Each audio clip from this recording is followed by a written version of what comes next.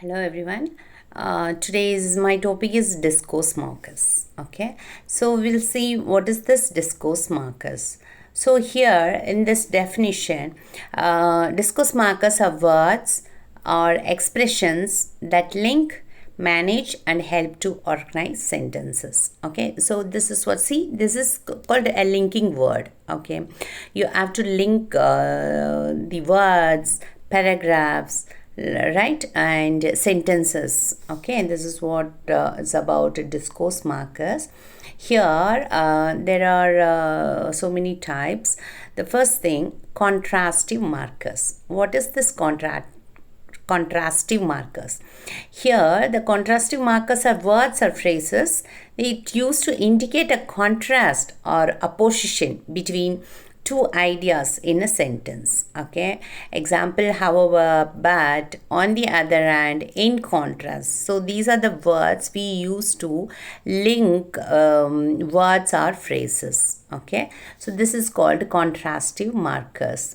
And here is about elaborative markers. What is this elaborative markers? So elaborative markers are words or phrases used to add more information, additional informations. Okay, it clarify or expand on a previous idea in a sentence. Okay, because you are adding informations, right? So the words like moreover, furthermore, in addition, also.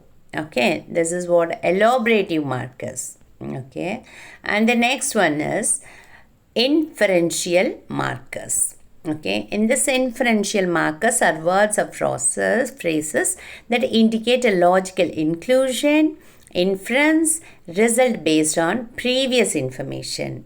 Okay, here the words are like therefore, hence, as a result, so. Okay, so these are called inferential markers. And the next one is contrastive markers. We already seen what is this contrastive markers, right? They signal some contrast between the textual elements they link.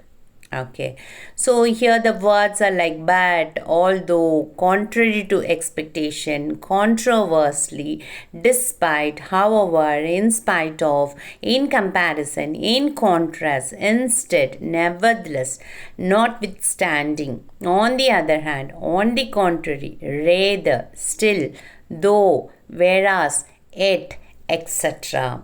Okay, so these are the words you can use it for writing compare and contrast essays. Okay, so even to work despite being ill, he was ill but even to work.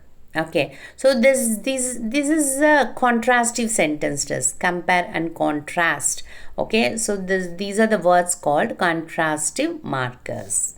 Okay, the next one is elaborative markers. The word itself it's telling elaborative. Okay, more detailed, right?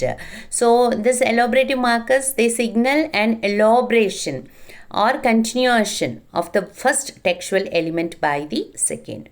Okay, the words are like and, also, alternatively, besides, correspondingly, for example, for instance, furthermore, in addition, in other words, in particular, more importantly, more to the point, moreover, on the basis, otherwise, rather, similarly, etc. So these are the words is called elaborative markers. The boy laughed cheerfully and jumped out, right? So in this inferential markers, what is this inferential markers?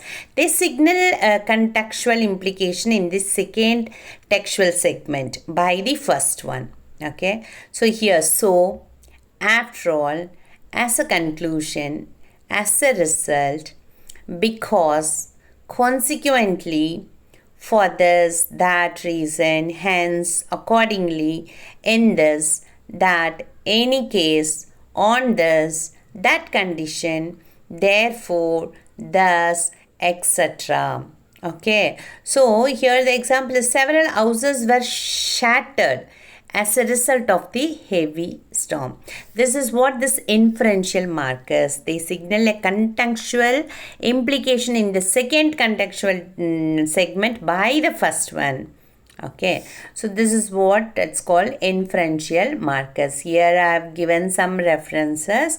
You can click the link and you can learn more about this discourse markers, where we are using this discourse markers, what are the categories in this discourse markers.